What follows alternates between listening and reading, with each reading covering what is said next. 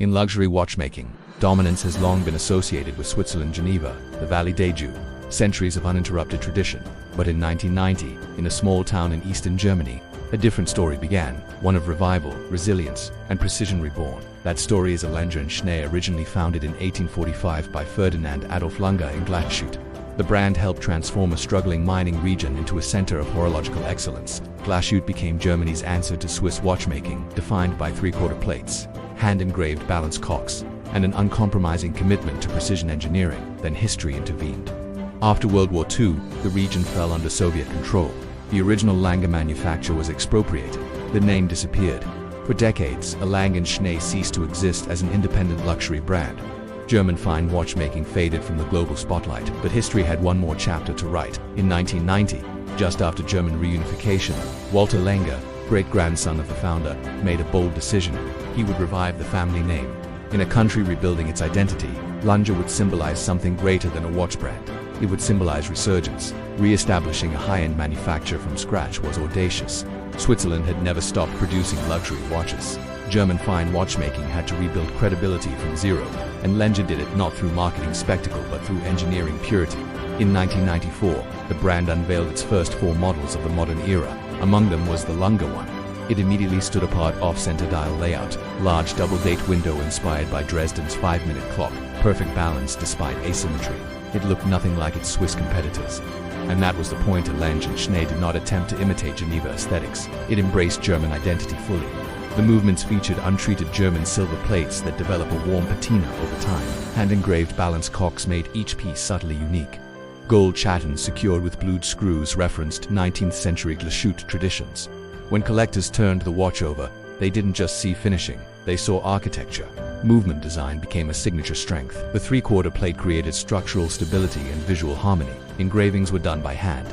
Assembly followed a double assembly process where each movement was built, disassembled, cleaned, and rebuilt to ensure perfection. This was not decorative luxury.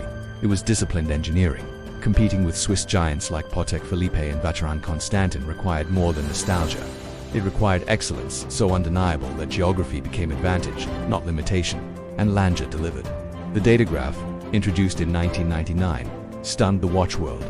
Many believed Swiss chronographs dominated the category, yet Lange's manually wound chronograph movement displayed extraordinary depth, layering, and mechanical clarity.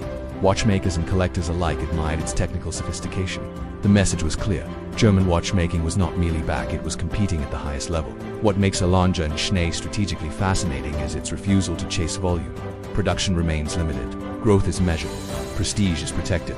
In an era of social media hype and rapid launches, Lange communicates quietly, but quiet does not mean weak. The brand's identity is rooted in precision, rationality, and engineering integrity, qualities often associated with German industrial culture.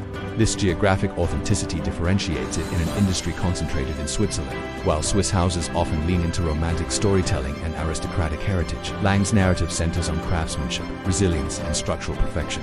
Its watches feel architectural, intentional, measured. Even its complications reflect this ethos. Perpetual calendars are clean and readable. Tourbillons are integrated with technical elegance. There is little excess. Every component serves purpose. And perhaps most importantly, the revival itself adds emotional depth. A Lange Söhne is not just a luxury brand. It is a symbol of cultural restoration, of rebuilding after erasure, of honoring history while engineering the future. That emotional layer strengthens loyalty. Collectors often describe owning a Lange as owning something deeply considered, something built with intellectual rigor, something that rewards examination. In a concentrated industry where Swiss dominance once seemed absolute, Lange proved that geographic identity can be a competitive advantage. By leaning into German precision rather than mimicking Swiss tradition, it created a distinct space at the highest tier of watchmaking.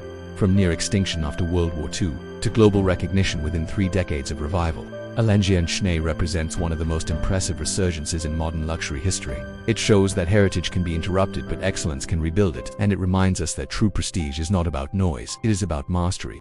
If you enjoyed this deep dive into how German engineering discipline reinterred and reshaped the world of high horology, make sure you follow our channel. Every episode, we uncover the strategies, philosophies, and defining moments behind the world's greatest watch brands. Follow our channel and wait for the next episode, because the next story might reveal another unexpected revolution in the world of luxury.